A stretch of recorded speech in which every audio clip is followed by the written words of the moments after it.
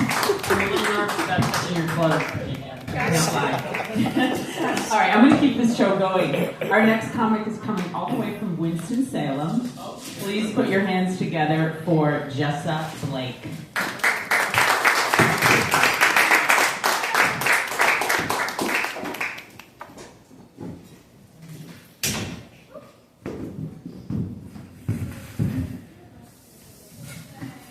Hey, can I get a big ol' hell yeah? Hell yeah. Absolutely. My name is the Jessa Blake. It's just Jess without the it. It has been a long day.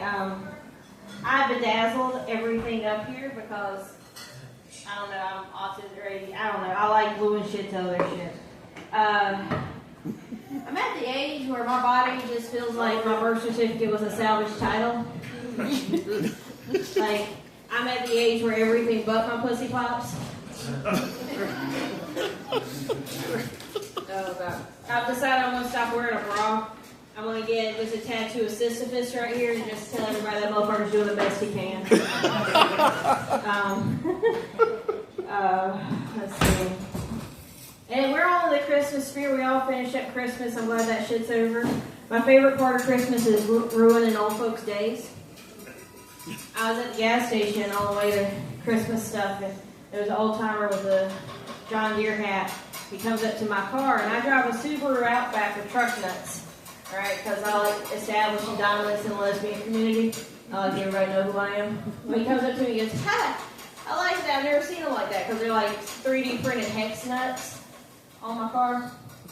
I was like, "Yeah, I'm glad you like them, sir. Now when you go back to all your friends, you gotta tell me you've never told the lady that you didn't like her nuts." He goes, "I don't like that." I was like, "You said it, you gotta go to the Lord with it."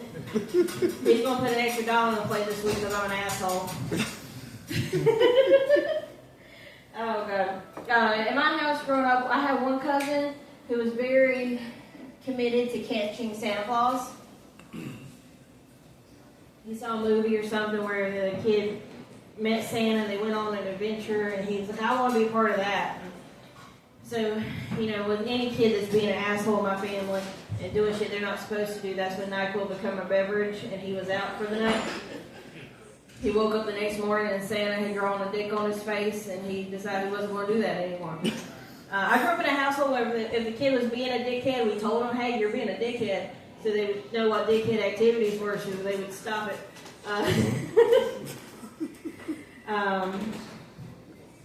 Let's see, my chest hurts. First Christmas I met my mom. I was about 17 years old when I just met my mother, and we were at Christmas and we were going around the table saying things we were thankful about. And I told her, I was like, "I'm thankful that I don't have to draw on my eyebrows." And the bitch threw a plate at me. But let me tell you the kind of woman my mother is. Like, her past 3 husbands and a baby daddy have all been bodybuilders, right? That is her thing. Huh? That's why. I can tell you some things, dude. But apparently that is just her taste in men. So I guess I got my taste in men from my dad because that don't do much for me. But she redid her garage to do the spray painting on the bodybuilders where they have the spray tan. Where they're Chad from here up and they're Shamar from here down. I don't understand why, but some things I don't need follow-up questions for. And she called me over to her garage. She goes, "I need something." So I go out to her garage, and she's out there with 8 dudes just spray painting the shit out of these dudes. And then I'm me. And I go, "I'm not calling any of them Dad." She goes, "To be fair, you don't call your dad Dad." I was like, "Guys, you make terrible decisions." My dad wasn't a bodybuilder. He was just 6'8", and he was just a massive dude. And yeah, you look at me, I'm 5'2" and a quarter on my best day. I just don't think they filled up my bowl enough growing up.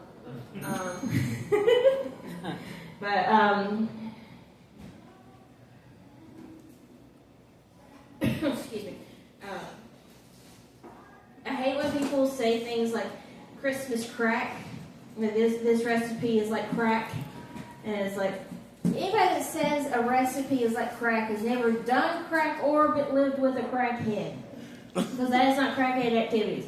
Crackhead Activities is coming home from school, and your Uncle Punk having a couch in the backyard, and you not knowing how the couch got there. Because one, he does not have a license and or a vehicle, and he went to the pawn shop and either stole or bought a bunch of like memory, like hardware cards, like for computers with the gold in them, you know. So he's got a cast iron pan. He's burning the couch and he's melting the gold into the pan because he thinks he'll get more money that way. That is crackhead activities. Mixing chocolate and peanut butter and powdered sugar together is not. It's not. It's not. Crackhead Activities is coming home and your uncle, the other one, trying to rip out his girlfriend's diaphragm where they can have kids on your bed. That is crackhead activities. This is why I don't talk to my family. Everybody, like this year at Christmas, we went to my boyfriend's place because he's very committed to keeping me unhappy. And they were all like, why don't you ever go to your family's place? I was like, have you met this man? He will not make it in prison. That is where my father lives. They're like, Jesse, you don't have keys to your dad's house? No, the state of Alabama will not give me that. Like, what's your mom doing for Christmas? I don't know, violating her parole. Yes, I sound like I was raised either by the cast of Hee Haw or Doug Dimmadome, and I assure you it's not the latter. My great grandpa used to give us $2 bills every year for Christmas. He used to always say, as long as you got a $2 bill on you, you can't ever say you're broke. And I think given inflation and the economy that we're in right now, we need to update it to as long as you got an Aldi quarter, you can never say you're broke. Let's see. A lot of people at Christmas this year asked me and my boyfriend, we've been together about 10 years, and they when are y'all going to get pregnant? And I always tell people as soon as we figure out his ovulation schedule, we'll get on that. We got home and he goes, you remember this one family member that was at the thing? I was like, yeah. She goes, what did you think about her? I mean, she's fucking stupid. They're like, you can't say that. I was like, yes, I can because I met him. That was great, y'all. That was clever, and y'all don't appreciate my art. But me and my boyfriend, we met a long time ago at an open mic comedy. So I was doing comedy, he was a regular person, so he saw all the red flags, he just chose to ignore them. So all this is all his fault. We meet eyes across the bar, right? And he gives me one of these. So clearly the man speaks in tropical bird. And I go over to him, hey baby, what's up? I was like, you want to come back to my place and learn something new? He goes, hell yeah. So he comes back to my place, right? And he learns how to replace the heating coil on a dryer from 1995. But to be fair, I've never been good at dirty talk. It's just not ever been something I've been good at. Because, I mean, put a couple beers in me, I turn it into a NASCAR interview. I want you to slide in this pit like a NASCAR winner. Got the bedside manner of Stone Cold Steve Austin. Hell yeah, brother. The only difference between me and Ricky Bobby is I know what to do with my hands. Oh, God. Our safe word is easy there, big dog. He's going to eat this pussy like an all-star platter. Oh, God. When he's ready to come, you just see these over. Hey, it's a rubber duck. I'm about to let our hammer down. I can't climax unless he says yes, chef. But I mean, we do argue. Don't get me wrong, we do argue. And sometimes I am myself, and then I yell shit across the house like, I'm pretty sure sack is just Hebrew for dickhead. And sometimes, like, I told him one week that I was going to have his name tattooed across my knuckles to where when I haul off and knock the shit out of him, he can't say he didn't see it coming. But Christmas has gotten so expensive, and like times are tough, and like everybody wants ridiculous shit. So like I'm always contemplating being a stripper, which would work out for me and the club. As pale as I am, they could put a black light on me, I'd make that bitch glow. They could write my ass off on taxes being eco-friendly. And the hardest part for me to be a stripper would be finding shoes that fit because I wear a size 4 in kids. So I'll need some like 8-inch doors or some 10-inch Pokemons because I'm going to be catching all those singles. One thing a lot of people don't realize is the more you see of it, the paler it gets. And by the time you get to the hoo-ha, it's like looking into the Ark of the Covenant. I think the absolute worst part about being a stripper would be just seeing men happy. And I don't want to be responsible for that. Oh, God. But I did do burlesque for a while. I was a burlesque dancer. I did stand-up comedy and burlesque. So I was known as Tits and Giggles. And I started doing comedy because my ex-husband told me I couldn't. So once he found out I was out here slinging giggles, he calls me, "Hey, don't be making no dick jokes about me." I said, "You ain't got not one thing to worry about, darling. You did not give me enough material." He did not like that. When I got married, I got the grandma talk. You know, where your grandma sits you aside and she tells you some unnecessary information that she found in Southern Living back in 1954. And she's telling me, she's going through this book. She has this very big picture book. She's flipping through it. And she's getting married to my real grandpa, her first wedding. She's 17. It's out of the maternity section. She's wearing this beautiful blue dress. She tells me, "Jesse, you can't get married in a white dress because you're not a virgin." I was like, "All right, bet. How many guys you got to fuck to get the blue?" And a lot of people ask me, like, "Jess, why don't you talk to your family anymore?" I was like, "Well, they all suck." And it's like, most traditions growing up at my house, were, racist. And I've been fighting that for a long time, and I haven't spoken to my father since '09. But one of the last times I spoke to my dad, he took me to a Civil War reenactment, which is like LARPing but racist. And he was one of the main characters, and I was over there. I was 16 years old. I had on a Marilyn Manson shirt, goth girl boots, reading an Anne Rice book with a "fuck you" on my face, because that's what 16-year-olds do. And Stonewall Jackson comes over to me, "Hey, you know why your daddy does this? It's for our heritage and our freedom. Yeehaw, what have you?" Or it's because his first wife ran off with a black man. Now, the next thing I know, I got 9 guns pointed at me. I got 9 guns pointed at me. He goes, "What are you going to do now, you little smart ass?" So I shut my book, and I got up. I was like, "Well, sir, I'm going to grab the keys. I'm going to get in that rig. I'm going to drive home because it's going to take you 20 minutes to load those bastards." He goes over to my dad. "TR, she's being mean again." Well, she always is. I don't know why you talk to her. And one time, my dad, his third wedding was Civil War themed, and you had to RSVP to his email address, which was trbnasty@yahoo.com. And that tells you everything you need to. Like my lullabies growing up wasn't like Disney princess shit. No, it was David Allan Coe songs, and you wonder why I'm in therapy now. My grandpa, he used to tell crazy shit, and then I'd run back and tell it to school, and then have you ever been suspended in the 2nd grade? I have.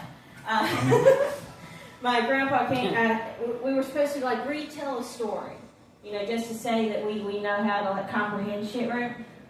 And I never got princess story tales. I got Butch's meth hallucinations.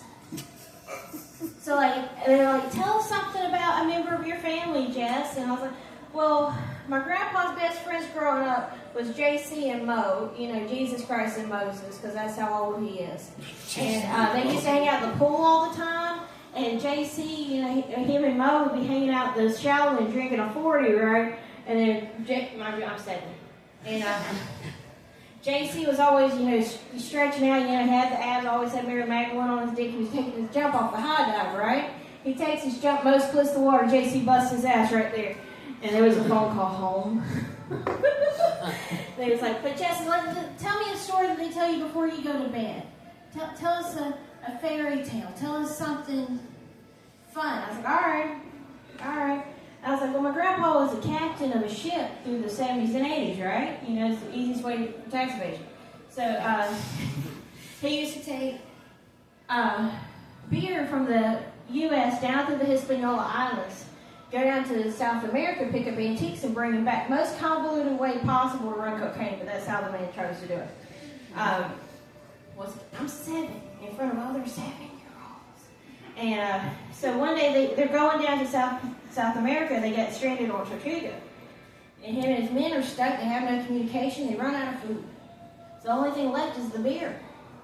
So they start drinking the beer. Our granddaddy, he gets so drunk, he looks over at the end of the thing. He's waking up. He's drunk. He sees his buddy with this great big ink pen, writing letters, putting them in bottles, and throwing them out to sea. So he's, taking a little hair of the dog. He's waking up, wipes the bottle off, and a genie pops out. Hey, what the fuck do you want? Are you a genie? No, I'm goddamn Santa Claus, and you tell me what the fuck you want. Once again, I'm 7. I'm scaring the other 7-year-olds. And does this mean I get 3 wishes? No, you're going to get 1 motherfucking wish, and you'll be fucking happy about it.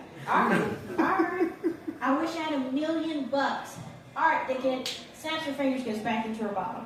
Well, he's still coming to. He thinks he's tripping. He looks down at the other end of the bar, or at the other end of the ship, and he goes over to his friend. And about 15 minutes later, 1 million ducks fly overhead. He goes over to his buddy and he goes, "Did you see what that bitch did to me? I asked for $1 million and she gave me 1 million ducks." He goes, "I know, man." He goes, "Why do you think I'm writing with a 12-inch Bic?" There was a phone call home, and then my grandpa had to come down to the school. And the teacher's like, "Mr. Shaw, she talks like she was raised by a cat or by a sailor. She just talks like she was raised by a sailor." And he picks me up, throws me over his shoulder. "Ma'am, I'm a captain," and slams the door. Because we're all mature individuals. Oh, God. Has anybody else had crazy shit happen at their Christmases? One year, my Uncle Charles was very convinced that the weather girl on Channel 3 was talking to him and sending him messages through the TV. And they were going to get married. But they couldn't let anybody know. And they couldn't get married in Louisiana because the Catholics were out to get him, because this is all real and not chemically induced. And he said that he had to get somebody to marry them that was in their religion, which was Mother Nature's Nirvana, which is also not real and all drug-induced. And I was like, "You have the worst cult ever. You're only dude. There's not any other people." So I was about 8, and we were all getting ready for Christmas, and I was sick that year. So I get up and I change the channel to cartoons because I'm 8.